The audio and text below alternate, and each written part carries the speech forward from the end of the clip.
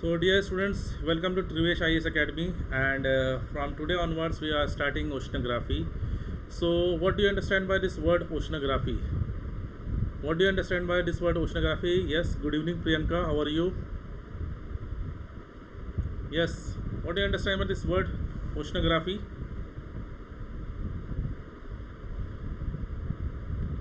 Anyone else? Yes, what do you understand by this word oceanography? So guys, oceanography, yes, it means study of oceans. It means study of oceans. Okay, yes, it means study of oceans. So जैसे हमने देखा है कि हमने जब land forms को study किया तो वी हैव सीन कि on a particular land form या अर्थ के ऊपर, हम लैंड मास के ऊपर बात करते हैं, अर्थ लैंड मास पे। सो वी हैव माउंटेन्स, ठीक है, we have mountains, we have plains, we have valleys and we have plateaus and lots other features, right. तो जिस तरीके से लैंड के ऊपर बहुत सारे फीचर्स होते हैं, बहुत सारे अलग अलग टाइप के फीचर्स होते हैं, अलग अलग टोपोग्राफी होती है, in the same way below the ocean, down the ocean waters, there is also topography, there is other distinct land forms. अब इन डिस्टिंक्ट लैंड फॉर्म्स की अपनी अपनी यूटिलिटी है एंड अपनी अपनी उनकी इंपॉर्टेंस है। Okay, so oceanography refers to कि जब हम इन लैंड फॉर्म्स की स्टडी कर रहे हैं, यहाँ की लाइफ, यहाँ की इकोसिस्टम की स्टडी कर रहे हैं, तो all these studies collectively refer as oceanography. The study of ocean is called oceanography. Is this clear to everyone?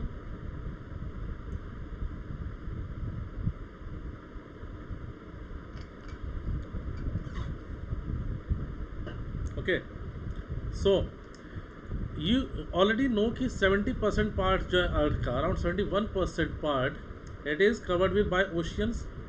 Okay, earth का पार्ट कितना, लैंड मास वाला पार्ट कितना है, around 29 point something percent, right. तो ऑलमोस्ट 71% या 70% part जो है earth का, it is covered by oceans. And जो एवरेज डेप्थ है ओशियन की, ओके ओके, अनुराग ऐप से ज्वाइन हुआ है ना? हाँ बिल्कुल, ये मैंने देख लिया है, ये मैंने देख लिया है, डोंट वरी, ये मैंने देख लिया है। इसको मैं दोबारा एक बार टेस्टिंग करूँगा, आप में से 4-5 लोग थोड़ा टाइम निकाल लेना। सो आप लोगों के साथ दोबारा एक बार टेस्टिंग करेंगे कि कैसे वो जूम पे हो पाएगा। तो जूम पे और ज़्यादा मज़ा आता है क्योंकि आप फेस टू फेस जो है बात कर पाते हैं, right. So the average depth of the world's ocean is around 12,200 feet, और ओशियन डीपनेस को हम जो है फैदम्स में भी कैलकुलेट करते हैं। It is also calculated in fathoms. About 70% of the oxygen we breathe is produced by the oceans. और ओशियन में कौन ऑक्सीजन प्रोड्यूस कर रहा है?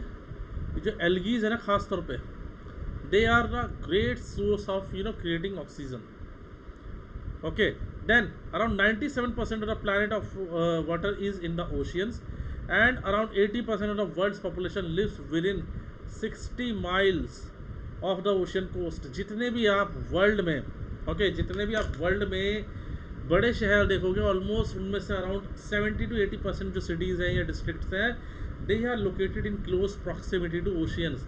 देखो, उनका एक फ़ायदा ये भी मिलता है क्योंकि ओशियन में अगर कोई सिटी या कोई स्टेट एकदम क्लोज प्रॉक्सिमिटी में है ओशियन के, तो वहाँ पे क्या होता है कि थ्रू आउट द ईयर एक मॉडरेट क्लाइमेट रहता है, यानी कि बहुत एक्सट्रीम क्लाइमेट नहीं रहता है।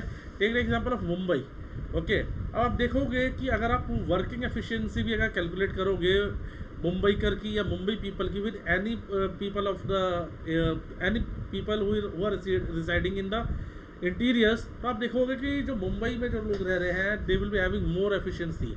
अब ऐसा नहीं है कि they are eating something different thing, but the point is कि क्लाइमेट वहाँ पे एक मॉडरेट रहता है। कि क्यों रहता है? क्योंकि सी ब्रीज और लैंड ब्रीज के इफेक्ट से जो है लगातार वहाँ का टेम्परेचर जो है मॉडरेट हो जाता है, राइट।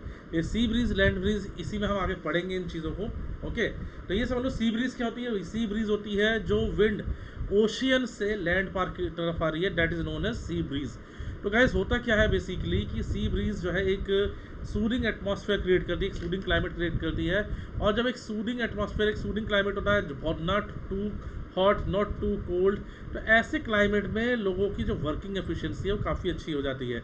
आप देखोगे अगर बहुत ज़्यादा सर्दी पड़ जाएगी तो you will feel lazy, okay, बहुत ज़्यादा आलस आएगा आपको। एंड इफ़ यू अगर बहुत ज़्यादा गर्मी पड़ जाए तो यू फील टायर्ड कि यार कितना ज़्यादा वर्क हो गया या कितना ज़्यादा मतलब करने के मतलब आपको मन करेगा काम करने का, but even then you won't be able to work, या अपनी फुल एफिशिएंसी के साथ फुल कैपेसिटी के साथ वर्क नहीं कर पाओगे, राइट। तो climate has a very important role, climate has a very important effect on the efficiency of human beings.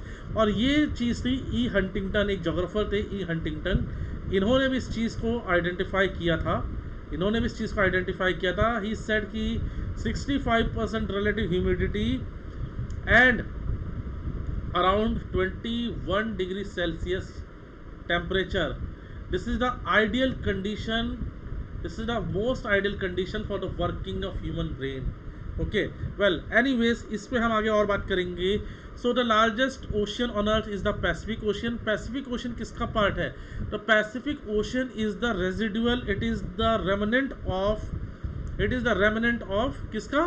it is the remnant of Panthalassa। Panthalassa ये word आप पढ़ेंगे जब कॉन्टिनेंटल ड्रिफ्ट थ्योरी आप देखेंगे, ओके। तो उसमें आप देखेंगे गाइस कि पैंथालासा क्या है बेसिकली कि it was the largest ocean body, और इसमें से ब्रेक होने के बाद ही बाकी के ओशंस फॉर्म हुए हैं। तो Panthalassa was the largest ocean body and Pacific ocean is the remnant of Panthalassa. आगे मूव करते हैं। डीपेस्ट पार्ट, मैंने आपको बोला ना कि ओशियंस में आपको हर तरह के फीचर मिलेंगे, तो डीपेस्ट पार्ट भी है यहाँ पे, जिनको हम क्या बोलते हैं? These are called trench, okay. And deepest trench है, it is the Mariana trench, ठीक है। Deepest trench of the world is Mariana trench which is around 11 kilometre deep. The longest mountain range in the world is found under water. अब ये mountain range कोई ऐसी नहीं कि mountains अलग अलग माउंटेन सीरीज़ में, यहाँ पे एक माउंटेन है, और ये एक माउंटेन जो है कैसे एक इलांगेटेड फॉर्म में, यानी इस माउंटेन की जो लेंथ है वो इस तरीके से होगी जैसा आपने रास्ते में स्पीड ब्रेकर देखा होगा। आप इस स्पीड ब्रेकर को जो है विजुलाइज करोगे, बहुत बड़ा एक माउंटेन जैसा बन जाएगा, तो एक स्टीप आपको इस तरह का माउंटेन दिखाई देगा, right. This is called mid oceanic ridge, okay, this is called mid oceanic ridge. ये क्लियर है सबको? Is this clear to everyone? Yes.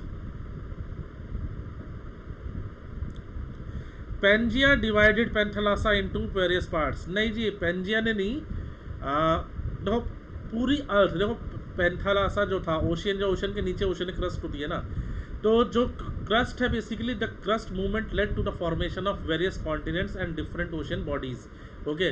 Pacific ocean है, अटलांटिक ओशियन है, इंडियन ओशियन है, या एनी अदर ओशियन है, तो they have led to the they have resulted due to the movement of continents. Continents सब अपनी जगह रहते, तो पैंथालासा ही रहता, okay. Okay, the mountain Mauna Kea in हवाई, okay, the mountain Mauna Kea in हवाई rises 33,474 feet from its base.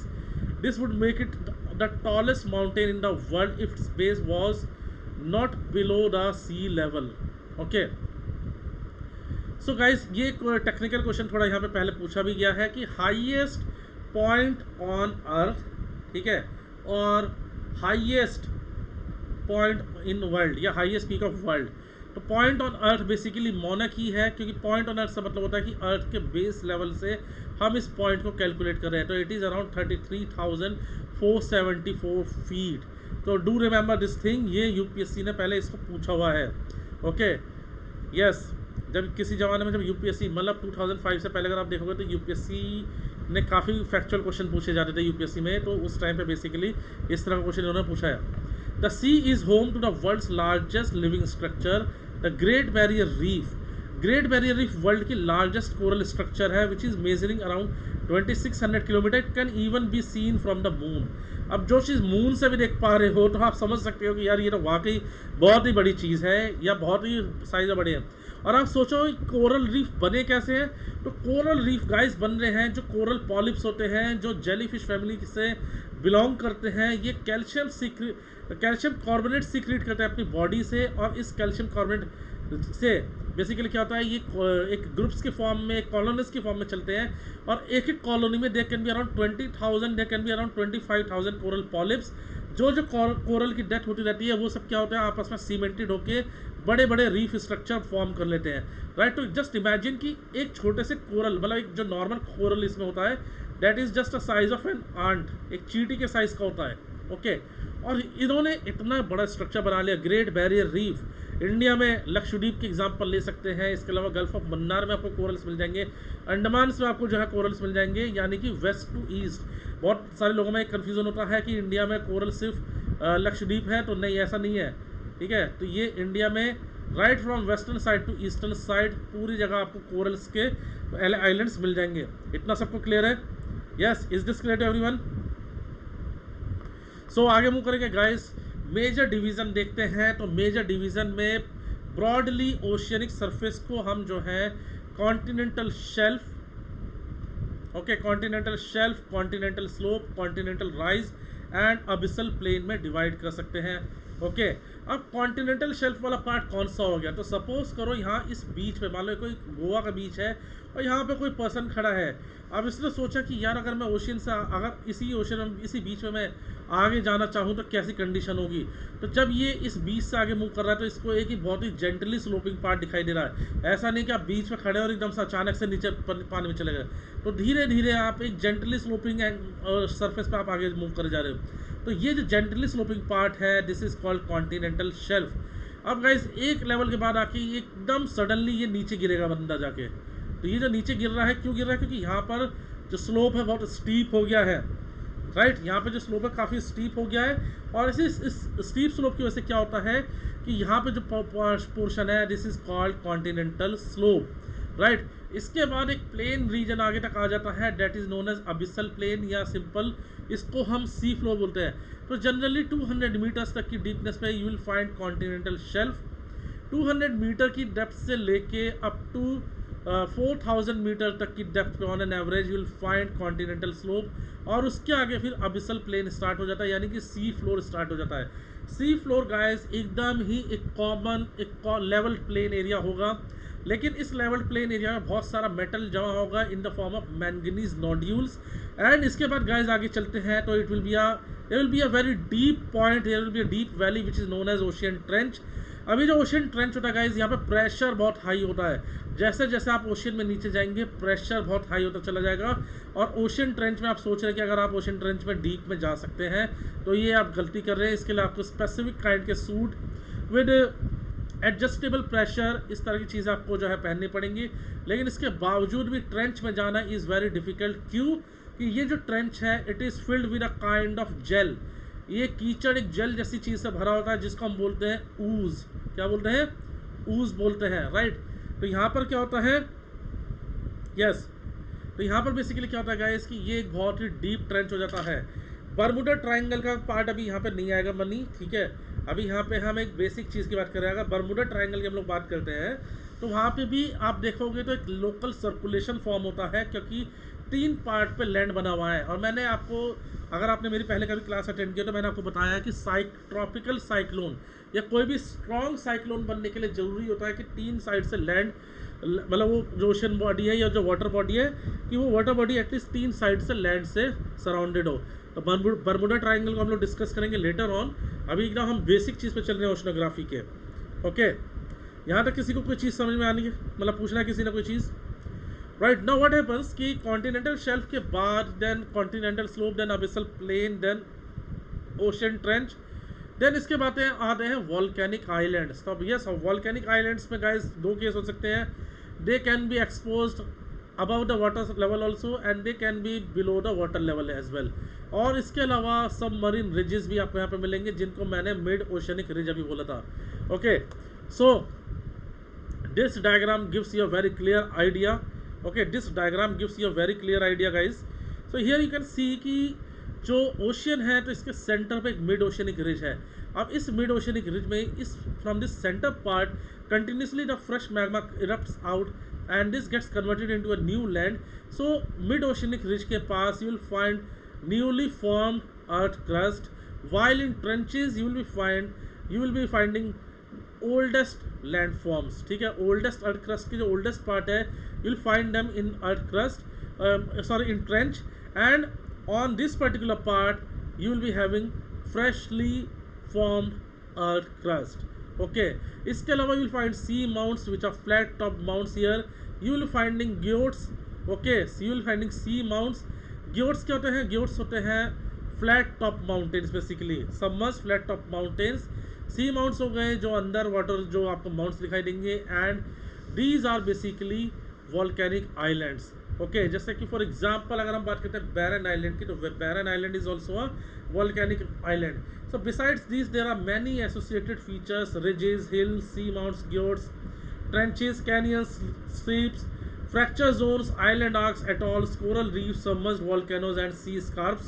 Okay, then this great variety of relief is largely due to interaction of tectonic, volcanic, erosional and ये guys simple चीज़ है, इसको एक बार just read करना है यहाँ पर। Okay, continental shelf की बात करता हूँ तो in all about 77.5% oceans का area जो है that has been occupied by continental shelf, and these shelf region contains around 70 to 80% petroleum reserves of the world. Almost 70 से 80% पेट्रोलियम रिजर्व्स जो वर्ल्ड की हैं, they are located within this shelf reason.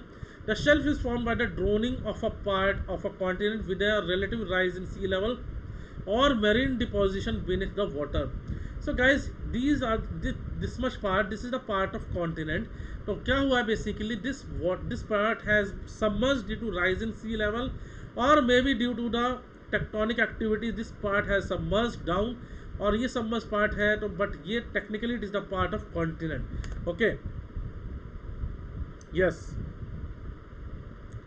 रिजिस, देखो ridges का simple सा फंडा होता है मुक्ता कि रिजिस कैसे फॉर्म होते हैं, ये मैंने कल की क्लास में बताया था। I think you was not there in yesterday's class, so please attend all classes on regular basis. So guys simple सा फंडा है यहाँ पर, दीज आर प्लेट्स। जब प्लेट्स दूर जा रही हैं एक दूसरे से तो क्या होगा, magma will erupt out and जैसे ही वाटर के कांटेक्ट में आएगा तो it will cool and solidify. दोबारा से प्लेट दूर गई, दोबारा से मैग्मा ऊपर आया and it will come in contact with water and it will cool and solidify. तो ग्रेजुअली क्या होता है, कूलिंग एंड सॉलिडिफिकेशन होती रहती है, कूलिंग एंड सॉलिडिफिकेशन होती रहती है, एंड एक टाइम के बाद बेसिकली क्या होता है, एक बहुत ही एक्सटेंसिव स्ट्रक्चर बन जाता है which is known as mid oceanic ridge. Continental shelf की बात करते हैं guys, the average width of the continental shelf is about 70 kilometre and the mean slope is less than 1 degree, but the width shows great variety from location to location. For instance, it is almost absent in the eastern Pacific, especially off South America, and is up to 120 km wide along the eastern coast of USA. The seaward edge of the shelf is usually 150 to 200 meters deep. तो continental shelf में चीज़ ध्यान रखना, क्या क्या चीज़ें आपको ध्यान रखनी है। पहली चीज़ है, they are occupying 7.5% of the total area of the oceans. Then it is the most biological rich activity region, ठीक है, it is the most biological activity rich region, यानी कि जितनी भी ओशन में बायोलॉजिकल एक्टिविटीज़ हो रही हैं उस मैक्सिमम पार्ट जो है, मैक्सिमम एक्टिविटीज़ इसी रीजन में। क्यों? क्योंकि शेल्फ वाले रीजन में आपको वेजिटेशन बहुत मिलेंगी, क्योंकि जो सन रेज है 200 मीटर्स की डीपनेस तक आराम से पहुंच पाती हैं। तो इस वजह से क्या होता है, जो प्लांट्स हैं they are able to undergo photosynthesis process, और इसी की वजह से इन प्लांट्स पे डिपेंड होने के लिए बहुत सारे मैरीन ऑर्गेनिजम्स भी आपको यहाँ पे मिलेंगे। तो ये बहुत ही ज़्यादा वाइब्रेंट एंड लग्जूरियंट जोन होता है आपका कॉन्टिनेंटल शेल्फ वाला। सबको क्लियर है ये? Yes, is this clear to everyone? Mukta, Mani, Vikram, Diksha, Abhilesh, Priyanka, सबको क्लियर है ये? Okay fine. So continental shelf, so अब आप जैसे यहाँ देखोगे, यहाँ पे आपको कोरल स्ट्रक्चर्स भी बहुत ज़्यादा मिलेंगे। यानी कि क्या है कि अगर कहीं पे आपको कोरल स्ट्रक्चर मिल रहा है तो मतलब समझ लो कि वहाँ पर जो मैरीन ऑर्गेनिजम्स हैं उनके सर्वाइव करने के लिए बहुत अच्छी कंडीशन, बहुत अच्छी जो है मतलब फैसिलिटीज़ या कंडीशन हम कह सकते हैं अवेलेबल है। अगर कोरल क्या है, these are some luxuriant kind of structures जो हमें शेल्फ के पार्ट में मिलते हैं। और कोरल्स जो है गाइज, अगर कोरल्स में थोड़ा सा भी अगर ओशन वाटर में थोड़ा सा भी पॉल्यूशन लेवल बढ़ता है या ओशन वाटर में या कोई क्लाइमेट चेंज का कोई इफेक्ट पड़ता है तो oceans, these corals are the first one to respond. इसलिए कोरल स्ट्रक्चर्स को हम बायो इंडिकेटर्स भी बोलते हैं। Corals are also called bio indicators. Okay, they are also called bioindicators. Clear है सबको ये? So the continental shelves are mostly covered by sediments of the terrestrial origin. There are various types of shelves: glaciated shelf, coral reef shelf, shelf of a large river, shelf with dendritic valleys, and the shelf along the young mountain ranges. तो किसी भी condition में क्या है कि जब sediment river के through किसी भी तरह जब ओशन जब जा रहा है तो it will lead to the formation and extension of continental shelf, और ये सब उसी के ही पार्ट्स है। यस, चलिए नेक्स्ट आगे मूव करते हैं जल्दी से। Continental slope. तो कॉन्टिनेंटल स्लोप क्या है? It is a sudden slope, it is a steeper part जो बेसिकली एक कनेक्टिंग लिंक का काम करता है between shelf and the sea floor. It is the marking the seaward as of the continental shelf, it is the continental slope. This slope is steeper than the shelf and it marks the boundary between continental crust and the oceanic crust. Okay, तो continental crust और oceanic crust के बीच boundary हम किसको मानते हैं? तो we count this as a boundary between oceanic crust and continental crust. किसको? कॉन्टिनेंटल स्लोप को। So although the steepness of the continental slope varies greatly from place to place. कहीं पे 5 डिग्री है, कहीं पे 60 डिग्री तक के एंगल पे करती है। Okay, in some places the slope may exceed 25 degrees and it can go up to 60 degrees. Okay, the continental slope is a relatively narrow feature averaging only about 20 kilometer in width. तो continental slope वाले part में guys comparatively हम देखेंगे तो यहाँ पे भी कुछ रिजर्व्स मिल पाती है, बट इकोनॉमिकली ज़्यादा वाइबल नहीं होती, क्योंकि आपको कहीं पे भी अगर ऑयल ड्रिलिंग मशीन लगानी है, कहीं पे भी आपको ऑयल ड्रिलिंग प्लांट अगर लगाना है, तो उसके लिए आपको स्टेबलाइज करने के लिए भी जगह चाहिए। और स्लोप अगर इतनी स्टीप है तो ऐसे में प्लांट्स यहाँ पे कैसे स्टैब्लिश हो पाएंगे? यहाँ पे इजीली हो सकते हैं 4 पिलर्स पे, राइट, जैसे मुंबई हाई आप देख सकते हैं। लेकिन यहाँ ये चीज़ पॉसिबल थोड़ी सी कम हो जाती है, या फिर इनपुट कॉस्ट कंपैरेटिवली काफ़ी ज़्यादा आ जाती है। ओके, सबको क्लियर है ये? So deep steep sided valley known as submarine canyons are cut into the continental slope. These canyons may extend to the ocean basin floor. Submarine canyons may have been eroded at least in parts by turbidity currents. So guys, ये कैसे बनते हैं basically? तो होता क्या है कि suppose करो, अलग अलग थ्योरीज है। एक थ्योरी होती है कि अगर कोई रिवर है और वो रिवर कोस्ट से, ये मान लो कोस्ट है कोई, और अब इसके बाद ओशन स्टार्ट हो रहा है, तो मान लो कोस्ट की तरफ से कोई रिवर आ रही है और इस रिवर में सेडिमेंट्स भी काफ़ी है, तो धीरे धीरे क्या करेगी रिवर अपनी इंटेंसिटी से इस शेल्फ तक पहुंचना चालू कर देगी, और धीरे धीरे इसको डाउन कटिंग करते करते क्या करेगी, पूरे स्लोप तक इसको काट देगी। और एक एलुवियल फैन, जैसे आपने देखा था ना वहाँ पर बनता है, जैसे माउंटेन्स का एलुवियल फैन बनता है, तो इस तरह का एक एलुवियल फैन यहाँ पर बन जाता है। तो this is also known as continental rise. ठीक है, इसको कॉन्टिनेंटल राइज बोलते हैं, या इसको डीप सी फैन भी बोलते हैं। और ये जो वैली बन गई है, पूरी पूरी ब्रॉड वैली बन गई, this is called submarine canyon. Generally जो कैनियंस होते हैं they are formed by rivers. ठीक है, और जो कैनियन है it is the feature of earth surface. लेकिन अगर हमने सबमरीन कैनियन की बात करी है तो it is the feature of which it is the feature of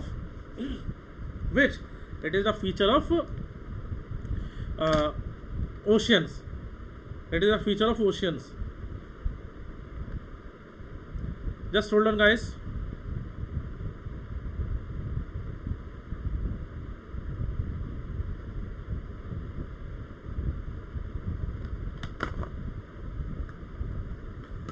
Just hold on for a second.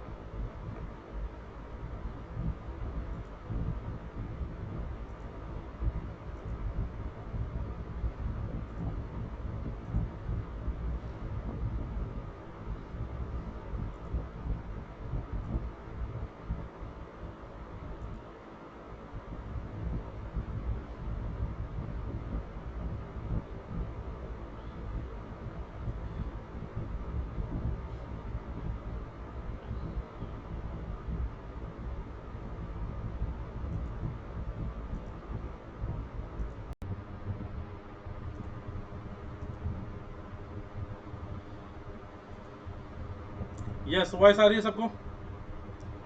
M I audible to everyone?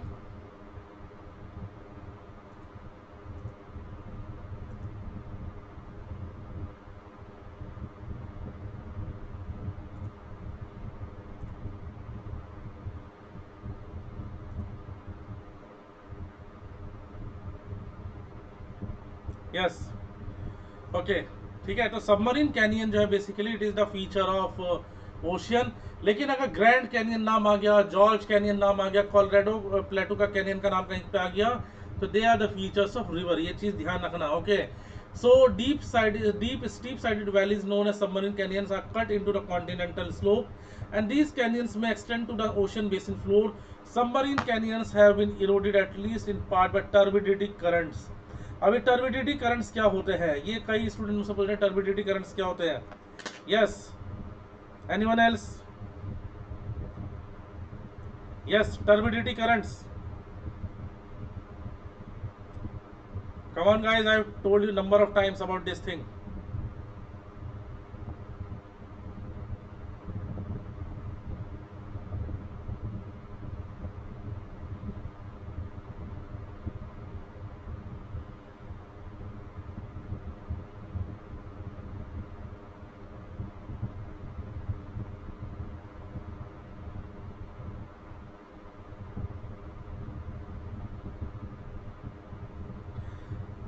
Yes, anyone else?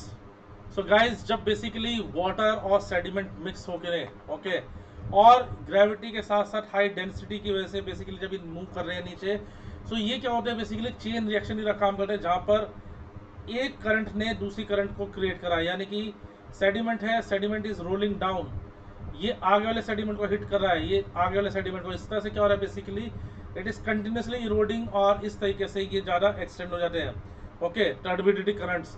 सो आगे move करते हैं कॉन्टिनेंटल राइज। अब continental rise is not a common feature, ठीक है, continental rise is not a common feature. ये आपको कहीं पे दिखाई दे सकता है, कहीं पे नहीं भी दिखाई दे सकता है, ओके। तो बेसिकली स्लोप और शेल्फ के बीच में ये जो सेडिमेंट्स यहाँ पे डिपॉजिट होते हैं, okay, this is basically continental rise. This is deep sea plain, ये सी का पार्ट हो जाएगा, deep sea fan, okay. So continental rise, a major depositional regime in ocean made up of thicker sequences of continental material that accumulate between the continental slope and the abyssal plain. Continental rise forms as a result of three sedimentary processes: mass wasting, the deposition from contour currents, and the vertical settling of plastic and biogenic materials. Simple सी चीज़ है, इतना परेशान होने की जरूरत नहीं है। सिंपल समझो कि सेडिमेंट्स हैं, ये सेटल होके नीचे आ रहे हैं और आने के बाद यहाँ पे डिपॉजिट हो जा रहे हैं, that's it, okay. So the continental slope gradually losing its steepness with depth. When the slope reaches a level of between 0.5 degree to 1 degree, it is referred to as the continental rise. With increasing depth, the rise becomes virtually flat and merges with the abyssal plain. So guys, just इसकी PDF भी आपको मिल जाएगी lecture की, और app में बहुत सारी चीज़ें मैंने अपलोड कर दी है। एनसीईआरटी की बुक्स अपलोड हो चुकी हैं, क्लास 6 की सारी। तो इन मतलब by the end of this month सारे all NCERTs, all important textbooks सब फ्री ऑफ कॉस्ट आप जो है डाउनलोड कर सकते हैं ऐप से। डाउनलोड सेक्शन को चेक करना मत भूलना बिल्कुल भी, ओके। अभी 6th क्लास की एनसीईआरटी आज अपलोड हुई है हिस्ट्री की, okay. So bye the end of this month, मतलब 3 दिन लग रहे हैं मंथ को कंप्लीट होने में, तो तब तक आपको सारी बुक्स यहाँ पे मिल जाएंगी इसकी एनसीईआरटी की। अबिसल प्लेन क्या होता है? Yes, what is abyssal plane? Yes, abyssal plane guys, जब मैं एक बहुत बड़े प्लेटफॉर्म पे पढ़ा रहा था आप लोगों को, तो तब भी मैंने आपको अबिसल प्लेन के बारे में पढ़ाया था। तो ये अबिसल प्लेन को आप सिंपल सी फ्लोर कह सकते हैं, राइट। बहुत ज़्यादा टेक्निकल करने की जरूरत नहीं होती, ज्योग्राफी में चीज़ों को आप सिंप्लीफाई करके इसको कर सकते हो, सी फ्लोर या ocean floor. So that is basically abyssal floor. तो beyond the continental rise 3000 metre से 6000 मीटर की डीपनेस पे आपको जो है अबिसल प्लेन मिलेगा, ओके। एंड 40% पार्ट जो ओशियंस का इसने कवर किया हुआ है। तो abyssal plains are present in all major oceans and several seas of the world. तो ये तो सभी जगह आपको मिलेगा ही मिलेगा। तो ऑब्वियसली सीधी सी बात है कि जो प्लेन वाला पार्ट है वो तो मिलना ही मिलना है जब ओशियन इतने वास्ट है साइज में, तो ओके।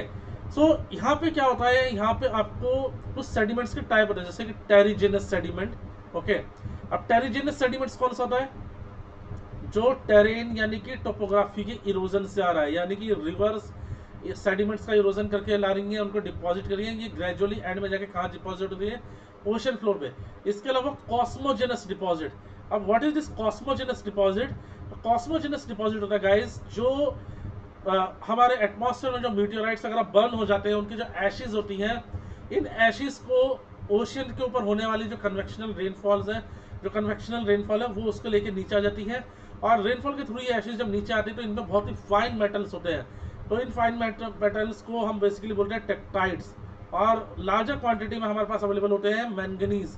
लेकिन ये मैंगनीज जो है कई सारी इंप्योरिटीज के साथ एक लंप के फॉर्म में अवेलेबल होते हैं, एंड इन लंप्स को हम बेसिकली बोलते हैं नोड्यूल्स। तो मैंगनीज नोड्यूल्स आपको ओशन के फ्लोर पे काफ़ी सबसे ज़्यादा मिलेंगे, और ये मैंगनीज नोड्यूल्स जो हैं ये they are very fine in nature. अभी डीप सी एक्सप्लोरेशन के कुछ हमने मिशंस भेजे थे, इंडिया ने भी भेजे थे, और उसमें जो है हमने ये चीज़ को देखा था कि हम ओशन फ्लोर से मैंगनीज नोड्यूल्स को किस तरह से एक्सट्रैक्ट कर सकते हैं। सबको समझ में आ रहा है कि नहीं आ रहा है? Yes, is this clear to everyone? चलिए आगे मूव करते हैं। अब कुछ क्वेश्चन देख लेते हैं कि ओशनोग्राफी पे क्वेश्चन कैसे आते हैं। ओके, लेट अस सी कि क्वेश्चन किस तरह का ओशनोग्राफी पे आता है। So first question is consider the following statement: the annual range of temperature is greater in the Pacific ocean than that in the Atlantic ocean. Second, annual range of temperature is greater in the northern hemisphere than that in the southern hemisphere. Which of the above statement is are correct? Option A 1 only, option B 2 only, option C both 1 and 2, and option D neither 1 nor 2. Yes, please answer this question. बहुत easy question है guys, simple question है एकदम. Yes, please answer this question.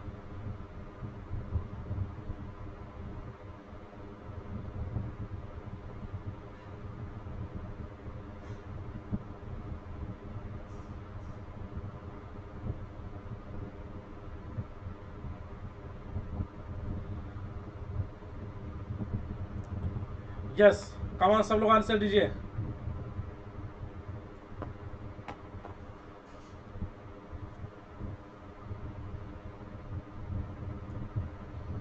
Yes, annual range of temperature is greater in Pacific Ocean than in the Atlantic Ocean. Annual range का मतलब क्या होता है? Maximum temperature minus minimum temperature. Maximum temperature minus minimum temperature. This is the question. ये concept है, देखो ध्यान से समझना इसको. Maximum temperature minus minimum temperature. अब सपोज करो एक तरफ है अटलांटिक ओशियन जो एक एस शेप में है, अल्फाबेट एस शेप में आपको दिखाई देगा. इधर की साइड आपके होगा आपके नॉर्थ अमेरिका, साउथ अमेरिका, और इधर आपका एशिया, और इधर नीचे मतलब यूरोप वाला पार्ट, और नीचे साउथ अमेरिका, सॉरी अफ्रीका वाला पार्ट हो जाएगा. ओके, तो this is S shape ocean, और पैसिफिक है काफी बड़ा सा ओशियन. तो गाइज यहाँ पे क्या होगा कि जो लैंड है वो ज़्यादा हीट ट्रांसफर करेगा. तो गर्मियों के टाइम पे क्या होगा, अटलांटिक ओशन ज़्यादा गर्म होगा, एंड विंटर्स के टाइम पे ये कूल होगा. यानी कि टेम्परेचर का वेरिएशन ज़्यादा किस में है, अटलांटिक ओशन है. पैसिफिक ओशन तो बहुत बड़ा है साइज में, तो यहाँ पे जो एनुअल टेम्परेचर रेंज है वो कंपेरेटिवली काफ़ी कम आएगी. तो ये first statement is incorrect. Annual range of temperature is greater in northern hemisphere than in southern hemisphere. बिल्कुल सही बात है. नॉर्दर्न हेमिस्फीयर में लैंड पार्ट ज्यादा है as compare to southern hemisphere, so obviously temperature range भी ज्यादा हाई होगी सेकंड मतलब नॉर्दर्न हेमिस्फीयर में. So your correct answer will be option B 2 only. Okay, सबने सी आंसर दिया था, राइट. प्लीज ध्यान से पढ़ो क्वेश्चन को, एग्जाम में टाइम नहीं बचा है बहुत. अब ये बात अलग है कि रूमर्स फैलेंगे कि एग्जाम पोस्टपोन हो रहा है, एग्जाम कैंसिल हो रहा है ड्यू टू कोविड या एनीथिंग, लेकिन guys still I am saying कि दिस इज यूपीएससी, और ये लोग किसी भी तरीके से एग्जाम कराना जानते हैं. सो इसलिए प्लीज प्लीज प्लीज जो एग्जाम की डेट है उसी एग्जाम डेट को कंसिडर करके फाइनल डेट मान के उसी एग्जाम की डेट के अकॉर्डिंग अपना सारा सिलेबस कंप्लीट करो, प्रैक्टिस करो अच्छे से पूरा. सबको क्लियर है ये चीज़? ये यस, सबको क्लियर है ना ये चीज़? चलिए आगे बढ़ते हैं. Annual range of temperature is relatively lower in larger oceans. Same concept जो मैंने आपको बताया है. The term marine upwelling refers to marine upwelling. Yes, please answer this question. A simple concept based question. Word लिखा है, इस word से ही आप मीनिंग सब निकाल सकते हो, और उस मीनिंग के बेस पे आप देख सकते हो कि कौन सा ऑप्शन सबसे ज्यादा आपको सूट कर रहा है, मतलब इस मतलब सेटिस्फाई कर रहा है इस इन स्टेटमेंट्स को. Yes, please answer this question. Yes, please answer this question guys.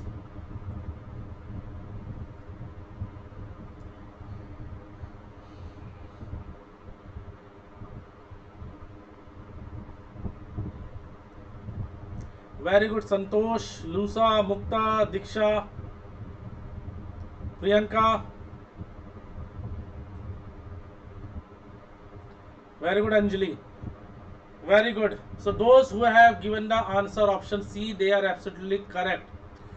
Option C जिन्होंने भी दिया, दे आर एब्सोल्युटली करेक्ट. देखो मैरीन अपवेलिंग का मतलब क्या होता है कि सपोज करिए ये ओशन वाटर है. ओके, अब ओशन वाटर का जो सरफेस वाला पार्ट है, जो सरफेस ओशन वाटर है अराउंड 200 मीटर डीप तक हम ले लेते हैं इसको, तो यहाँ पे सनरेज इजीली पेनिट्रेट कर पाती है, यानी कि ये बहुत अच्छी क्वांटिटी में सनरेज को एब्जॉर्ब कर रहे हैं. तो वाटर क्या होगा, वाटर हीट होगा, वाटर विल बी वार्म. ठीक है, अब क्या होगा जब इस सरफेस वाटर के ऊपर से कोई विंड आ रही है और ये विंड इस सरफेस वाटर को खींच के आगे ले जाएगी, ड्रैग करके फ्रिक्शन क्रॉस करेगी इसके ऊपर और इसको आगे ले जाएगी. तो गाइस ऐसी कंडीशन में क्या होगा कि जब सरफेस वाटर आगे चला गया, विंड खींच के ले गई, तो ये जो नीचे का जो वाटर है, ये वाला जो पोर्शन है, इट विल राइज अप. ठीक है, तो upwelling of cold water, upwelling of cold water, right. So answer will be option C, marine upwelling. तो क्या होता है कि जब बेसिकली इस तरीके से वर्टिकल मिक्सअप होता है वाटर का, तो इस तरीके से ऑक्सीजन कॉन्सेंट्रेशन, न्यूट्रिएंट्स कॉन्सेंट्रेशन, ये पूरे ओशन में आराम से बैलेंस आउट हो जाते हैं एक दूसरे के साथ. अदरवाइज क्या होगा, इस रीजन में ज़्यादा फोटोसिंथेसिस हो रहा है, ज़्यादा फोटोसिंथेसिस हो रहा है, इसका मतलब क्या है कि यहाँ पे जो प्लांट्स होंगे वो ज़्यादा फोटोसिंथेसिस कर रहे होंगे, जब कर रहे होंगे तो ऑब्वियसली ऑक्सीजन भी ज़्यादा यहाँ पे होगा. तो क्या होगा, ये ज़्यादा ऑक्सीजनेटेड वाटर होगा और नीचे वाला कंपैरेटिवली कम होगा. लेकिन क्या होगा गाइस कि जब एक तरफ से वाटर ऊपर आया, दूसरी तरफ से वाटर नीचे चला गया है, राइट. तो इस तरीके से ऑक्सीजन कॉन्सेंट्रेशन प्लस न्यूट्रिएंट्स, ये सब जो है वाटर आपस में बैलेंस आउट कर लेता है ओशन वाटर. इतना क्लियर है सबको, सबको क्लियर है ये. Let us come to the next part. Question number 3. Consider the following statement. Number 1. Equatorial oceanic water have lower salinity than average salinity of the oceans because of heavy daily rainfall and high relative humidity. The temperature of the oceans varies vertically with increasing depth. The ocean currents move in anti-clockwise direction in the northern hemisphere. Which of the above statements is are correct? Option A 1 and 3. Option B 2 only. Option C 1 and 2 and option D 1, 2, 3. Yes, please answer this question.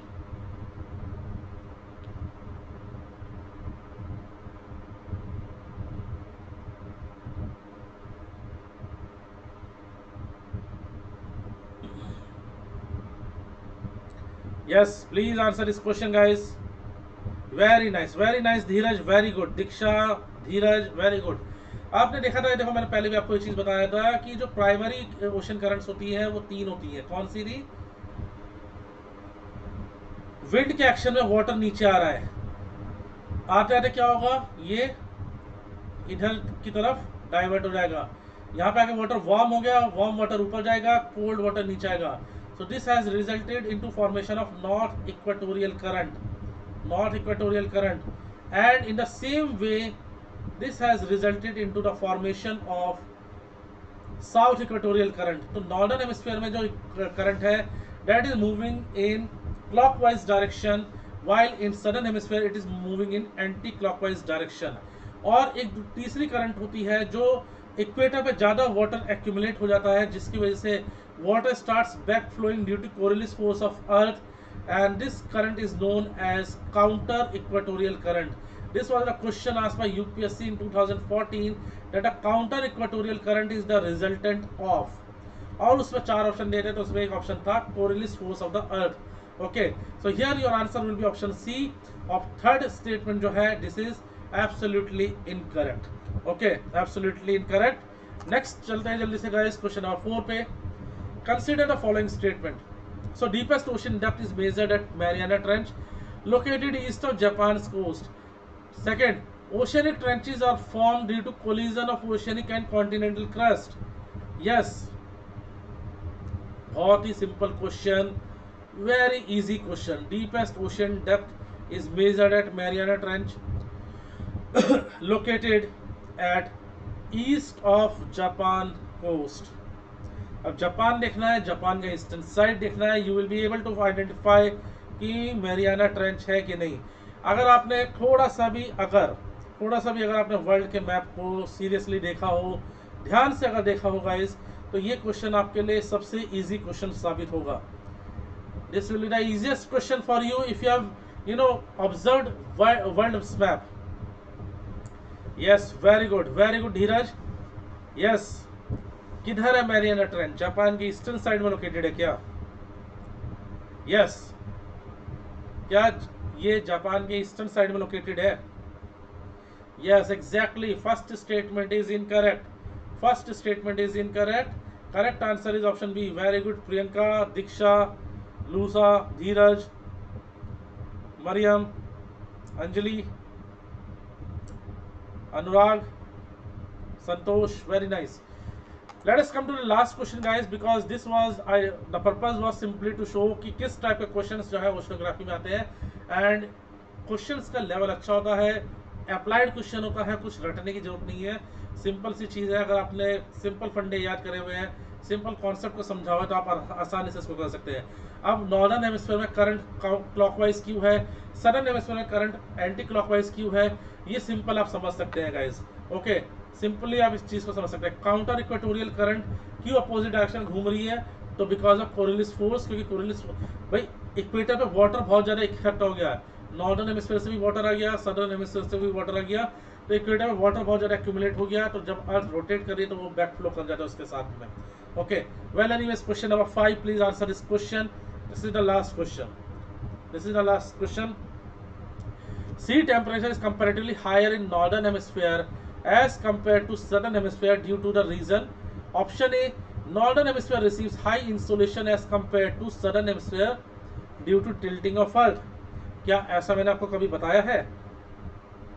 मैंने तो हमेशा आपको बताया ना कि जो ऐसी जैसा प्रोसेस नॉर्दर्न हेमिस्फीयर में हो रहा होगा, बिल्कुल वैसा ही प्रोसेस जो है सदर्न हेमिस्फीयर में भी हो रहा होगा, राइट। तो फर्स्ट स्टेटमेंट को we can easily eliminate.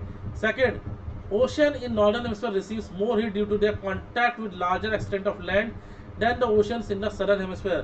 Exactly, this is the right option for us. बाकी के ऑप्शन सी डी हमें पढ़ने की जरूरत नहीं है, लेकिन आप जरूर पढ़ना इस चीज को। देखो, नॉर्दर्न पार्ट में लैंड पार्ट ज्यादा है, तो लैंड पार्ट हीट को एब्जॉर्ब कर रहा है, और इस हीट को कंडक्शन हीट के थ्रू जो है, मान लो ये लैंड पार्ट है, ओके, और ये ओशियन है नॉर्दर्न हेमिस्फीयर में।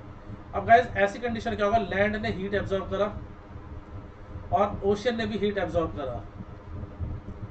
अब क्योंकि लैंड बहुत जल्दी हीट होता है एज कंपेयर टू ओशियन, तो हीट एब्जॉर्ब करने के बाद इसने क्या करा, कंडक्शन प्रोसेस के through it has transferred this heat to this water also, to this water body also. So here we can say कि ocean in northern hemisphere receives more heat due to the contact with larger extent of land than the oceans in the southern hemisphere, and this is our correct option. So guys, this is the way they are asking question in oceanography. Okay, today's session was a very basic session, very basic intro session, जिसमें हमने बात करी है about the basic topography of ocean bottom. Yes, Diksha, you can ask your question. आप जो है question सीधा पूछिए वॉइस कमांड के through. Please ask your question through voice command.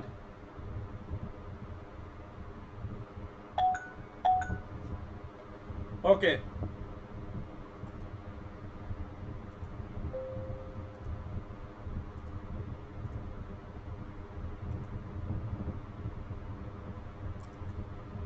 Yes Diksha, please ask your question. A few days ago, there was a current affair regarding KRI Nanggala, which is a submarine of Indonesia. So it is said that it must have been sunk. So is it there a possibility that it might be sunk in a trench? Well, that depends. Okay, that depends कि वो it can be sunk in trench also, या कई बार ऐसा होता है कि submarines जो बनती हैं वो बनती है एक पर्टिकुलर डेप्थ के हिसाब से। ऐसा नहीं था कि कोई भी हम सबमरीन लेंगे और उसको उस सबमरीन को लेके हम जो है एकदम डीपर पार्ट में चले जाएंगे। Hello, can you hear me? Okay, so guys, तो होता क्या है कि सबमरीन अगर एक पर्टिकुलर डीपनेस से ज़्यादा का नीचे चली जाती है तो कई बार क्या होता है उसके फंक्शंस जो है वर्क करना बंद कर देते हैं, ठीक है, उसके फंक्शंस वर्क करना बंद कर देते हैं, और ऐसी कंडीशन जो है ये एकदम इमरजेंसी कंडीशन जो है क्रिएट कर देती है। तो maybe possible there can be a reason कि इस वजह से भी वो शायद संक हो गई हो नीचे, राइट। बट येस, क्योंकि अभी तक हमें उसके बारे में बहुत ज़्यादा इन्फॉर्मेशन नहीं मिली है, तो हम सिर्फ एक एक एस्टिमेट ही लगा सकते हैं, एक अनुमान ही लगा सकते हैं कि हो सकता है वो ट्रेंच में। अदरवाइज देखो, ट्रेंच में सबमरीन का जाना बहुत रेयर केस होता है, to be very honest. Trench में सबमरीन का जाना बहुत रेयर होता है। सी फ्लोर के बॉटम तक जाने में ही अच्छी खासी सबमरीन की जो है मतलब बहुत स्ट्रॉन्ग सबमरीन की हमें जरूरत पड़ती है। तो हर सबमरीन जो है एक पर्टिकुलर डेप्थ तक ही प्रेशर को जो है हैंडल कर पाती है। Okay, so I hope you like this session, guys. If you like this session, please like, share and subscribe this channel, and very soon we are going to launch so many other subjects also with reputed teachers. Okay, and next week there will be a famous personality who is an ex IPS officer and he is ex DGP also, and he will be with us to guide you regarding the preparation, regarding the trades of an administrative officer, और बहुत सारी चीज़ें आप उनसे interact कर पाएंगे directly. So please like, share and subscribe this channel, and just inspire your friends, ask them to subscribe this, so that maximum जो इसका पर्पज़ है कि मैक्सिमम लोगों को जो है इसका बेनिफिट मिल पाए, वो सॉल्व हो सके। So guys, thank you very much, bye bye, take care, good night and see you tomorrow again.